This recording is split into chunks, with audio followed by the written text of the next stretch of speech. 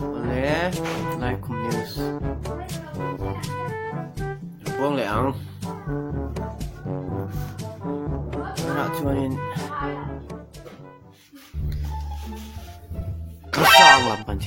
Kasang lam pan thier don kan ngai sang te ti kan enang kasang a cái mà gọi là buông tiếng à ngay đâu cái mà buông đó tụi mình cho mẹ theo tắc cái buông đó nè sang tắc mình làm thôi nha sao biết là cho nên thalak na atiran mu si lo at nuwa an mu si en putango wo in chu zoi khama ruma ka chukla damdoi te in ti turava na wangin tha in la in voi liver kin selfie a voi li na a kong katebula tha kan in lak le chu kanung kong kate a chuan mai che pakati mi lo bi kur mai ni chu mak ang reng khop mai okay khi la khi alo men kor me alo khop doning ka sia kitiang khi kitia ramhoi khi alang thalak lom ve che sim ramhoi an boking ka sia tiang alo lak chi an tam khop mai ramhoi thla sang lom tila aming adik ber mayo me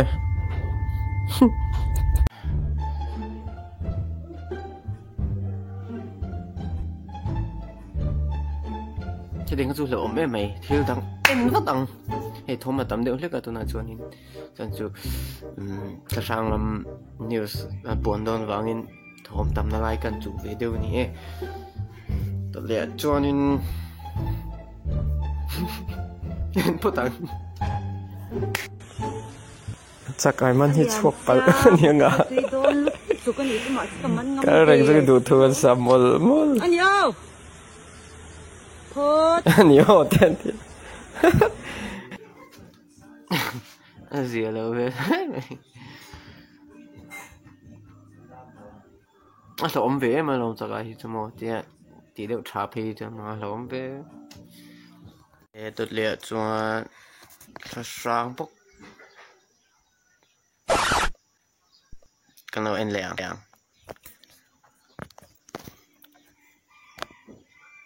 sao lại bốc mô cái mô còn là buôn về tội tè lại cả thiểm ra bên cái gì ngay gì đâu thì tắc cái gì cái tí đó ha chú cái mà cái tí này mà ê nên lúc motor chu ngọ mày chế đang ngủ anh nhỉ anh ngô kan in nei dona shooting kan nei a kan shoot radio wangin zandar sari vela kan hoa kan ho don chon thlai la leng uti in kar ma chon thla kan la a kan lak lai chon engma tu manom lo kan han ho thala kan an en chu motor chunga mai chedang vek hi lo om maya mak kan ti ve le mai mak ta kan ni em một thầy có một vẻ thì lâu rồi à ni ôm đâu khi cho mà khi sen bia khi bấm mày ăn tiếng thì khác mà cốc mày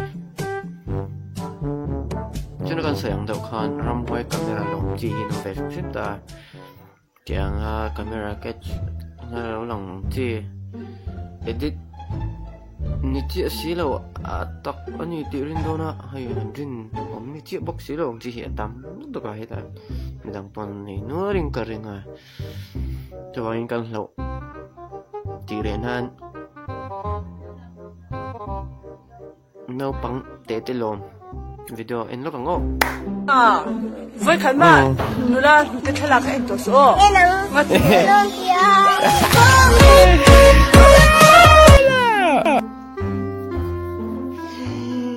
tế chú mù nằm về mò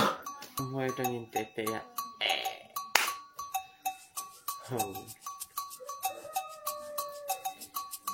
ngắt thật tổ đủ tổ du hổ sốt em